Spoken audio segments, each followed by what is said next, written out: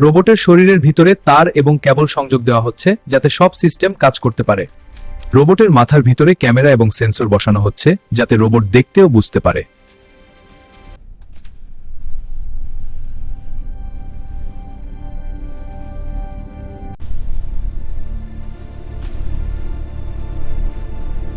Circuit বোর্ডটা ঠিক জায়গায় লাগাও। হ্যাঁ, এবার প্রসেসরটা বসাচ্ছি। ভালো, এখন সবকিছু চেক করি। আর্মের টর্ক বাড়িয়ে দাও, যান্ত্রিক শক্তি বাড়বে। ব্লুপ্রিন্ট আপডেট হয়েছে, সিমুলেশন রান করছি। পারফেক্ট, এবার টেস্টের জন্য প্রস্তুত। স্টেপের সময় রেখা দেখ, এখন অস্থির। হ্যাঁ, টর্ক কার্ভে সমন্বয় দরকার। আবার চেষ্টা কর, ডেটা লক করছি। এআই সফটওয়্যার ইনস্টল করা হচ্ছে। ইনস্টলেশন সম্পূর্ণ, রোবট সক্রিয়। রোবট, সামনে যে বাক্সটি আছে তা তুলে নাও।